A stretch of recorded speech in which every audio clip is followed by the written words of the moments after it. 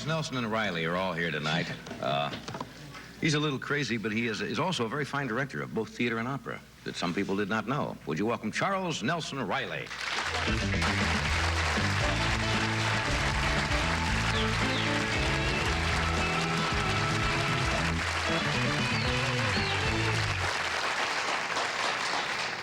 Thank you. Now, I want to hit you with something right off the cuff tonight, and I talked with my wife about this afternoon. Oh, yes? Yes. About 2 weeks ago, my wife, Joanna, true story now. Yes, sir. Woke up and she says, I had the strangest dream last night. And I said, what do you mean? She says, it was about Charles Nelson Riley. Yes? And she says, we were at a party. She was at a party, and you came up to her and proposed marriage to her. Really? My wife. And she says, but I'm already married. And you said, I don't care. I'm going to marry you. Now, that was the whole end of the dream, as far as she remembered. Incident? I don't know. Now, or but I've been wanting to ask you wonderful. about that for 2 weeks. I only met her once in the Bel Air Hotel for breakfast. But you were there. That's true. Could one impression so charm the lady? Isn't that strange? Tell me more of this dream. That's all she remembered, but you were adamant. You said that yes? It makes no difference. Did she speak a lot about her dreams to you? Occasionally, yes. So that like an event in her life? I don't know. I have your address. I'll send flowers. I think that's terrific. But I thought you'd be happy. That's very nice. That's lovely. Thank you. I'm a little upset about the people on my right that didn't recognize the fact that you were the entertainer of the year. Well, that's not important. I was very fun.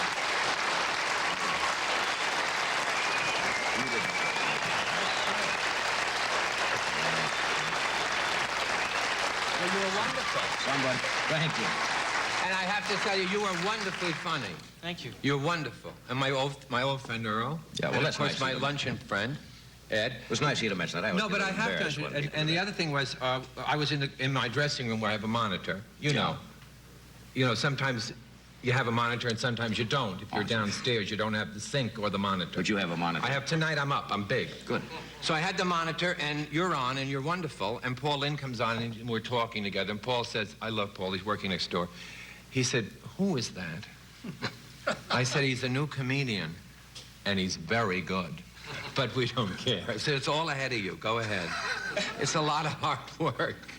Listen, I have to apologize for wearing the exact same thing I wore the last time I was on. This is exactly the same. Remember you commented on my watch? Yes, I did. I hope that this dream hasn't affected you so you don't remember the interview of 16 years of me being on this program. But this is the same thing. I went to the cleaners the other day. And I drove to the cleaners, like, you know, you do your routine things. I go to the cleaner, I park the car, I know just where I go, and I turn, and I looked up, and the cleaners was gone. It had burned to the ground the night before, along with the laundromat, the beauty salon, and the realty company. How many clothes did you have there? Now, I didn't know because I'm so, you know, bananas that I don't know what I have. Right. And I'm friends with the cleaners, so you go in, you go here. And they do it, and they don't give me a slip. And it burned down. Well, I didn't know what to the ground. There it is, right there. There's the cleaners. I'm standing looking. Then I thought, well, what do I have in there? And only thing I remembered was this awful black tuxedo that I hate. Right. I hate it. I bought it because I needed an alternate. It was going that good in the early 70s. And I got another... You had a standby tuxedo? No, wait, yeah. I see. And it was wrong. I bought it in a hurry. Right. Never liked it anyway. I hated it. And it was jinxed from the beginning. A lot of funny things have happened. Right. And now it was gone. So I said to the woman said, I'm sorry. I said, I feel, you know, I'm upset. I don't know what I have. And I'm upset for you because you've been so nice to me. It doesn't matter. It's not important. She says, what did you have? I said, well, off the top of my head, I had a black tuxedo. And she looked in and she said, everything is black now. So I don't know. But the hangers don't burn at all. They were adorable. All those hangers on those pipes. They just hanging those wire hangers. You wonder why they had those funny wire hangers? Fireproof. Nothing went. None of the wires. Wonderful. Did you ever determine what you did lose? No, I don't care what I lose. Yeah. A male model is good in anything. I go wherever I go. You're right.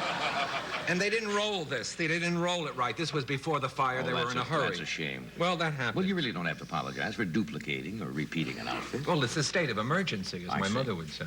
Say, I saw Julie Harris the other night on PBS. They played The Belle of Amherst. The Belle of Amherst. Wonderful, wonderful show. And I noticed at the end of the credits, it says, Technical advisor, artistic advisor. Artistic advisor. Be Now, very careful. You were the director when she did it. Yes, I was my idea to begin with 10 years ago. I founded it. You know, it was my project. But it said it didn't say directed by her. Yes. It says artistic advisor. Yes. First credit, too, after the bows, remember. Right. Now, What does that mean? what does an artistic advisor do? Yes. Mm-hmm. Nothing. You don't do anything. See, they wanted me to direct it, the producers, the network, everyone wanted me. She wanted me to direct it. Why didn't you do it? You did it on Broadway. Because I can't direct on film. I don't know the camera. See, I don't know cameras. I'm the stage. I got a pronto for Christmas. I'm having trouble with the light and dark. It's too light, it's too dark. I don't have the gift. That's too technical, huh? So I said, I don't want it. I'd rather give it to Mr. Dubin, who is a genius in the camera, and he can do it. I don't know the first thing about camera. You don't know lenses and all that? Lenses, don't drop the big words. Did you ever work with Lucille Ball in a sketch? Yes. She knows everything. Well, she'd tell them, she knows, don't put that there. Yes. So that when you get up, this will be here, then you can pick it up with the other thing, so that when you leave, this hand will be over here, and your mic will be right. That's right. And you want to go away, lady. No one needs to know all of those things. She knows exactly So what anyway, I come in, I'm the artistic advisor. The artistic advisor? Artistic advisor. What did you advise them? You know, How to you be walk artistic? differently, you talk differently. They give you the very first parking place. That's good. It's the educational television. You get the first one right near the door. You just go like that, and if you're in an outfit like this, it works. You go right into the thing, and you're the artistic advisor. Does it say that on your pocket? Now, What, wait. artistic No. advisor? Or just... No, yes, it does. Yes. And it says it on the crawl. Now, I went in the studio to check things. I didn't know what I was doing, but you sort of should look around and check and tilt a lot as an advisor. Like I see. So I go, and there is the thing going around the crawl. The crawl, good. Now, see, that's a TV word. We don't have crawls in the theater. That's right. Earl knows, right, Earl? What's crawling is not the crawling. That's right. Right.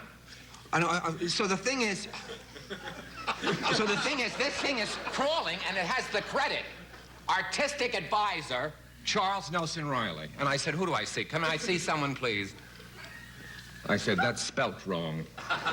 Charles Nelson Riley? Or... Advisor was spelt wrong. Ah. I said, in a case like this, it's O-R, as in advisory. And I said, this is terrible. They had advisor. Yes. E-R. E-R. I know how to spell accordion. I-O-N, not I-A-N. Because I played it for 10 years. If you played it, you know that. If you don't, everyone in the world says I-A-N. And I know advisor. Are you saying if you can spell the instrument, you can play it? You can, no, that's not that easy. I see. Hey, don't look for a spin-off. I thought there was a correlation. No, there. it's difficult. If you can spell the name, you can play. No, so there I said, I want to see someone about this. It's spelt wrong. Now, when you tell that to the educational television, they are really impressed, and I knew I had them. You know what I mean? So they I had them, so I just... O-R. Wait. O-R. Advisor.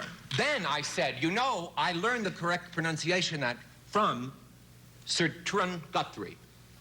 Now, it's Tyrone Guthrie. Everyone that spells accordion wrong would say Tyrone Guthrie. But I went out with a woman once who knew him very well, and it's Tyrone. And when I said... Saves a little time, too. Well, too, if you're in a hurry. Turn. You got to get to the cleaners. Turn. That's good, that's good. Turn, Guthrie. Right. So I said that. How do you spell that? Same way, but you just... Advisor. T-Y-R-O-N-E. Oh, I see. Yes. Trin.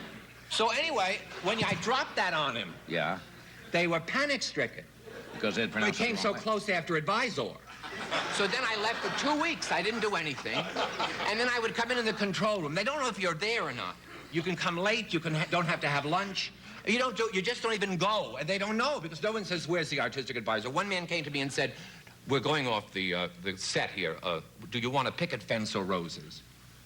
I said, don't bother me with trivia. I'm the artistic advisor. Ask the director. I don't want to get caught. That's right. So one final thing about it. That's all.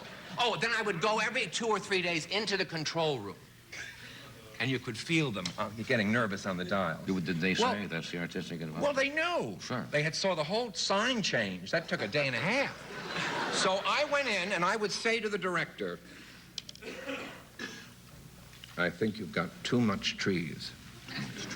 Or, I think pull back here and get the table. I think it will be so, I must go, very effective. And then I would go. And if you went in every 2 days and just dropped one. You were picking up just... In other words, you're picking up just enough knowledge to... Now you want to hear the topper. I was asked to go direct something there, and I said, I'm terribly busy. I'm going to quit while I'm ahead. They don't know to this day you can't direct. No. Well, I think that's a nice credit But to I have. can advise. Well, O.R. Advise. All right. Here's Where are we going now? Well, we have to talk about a little frosting here.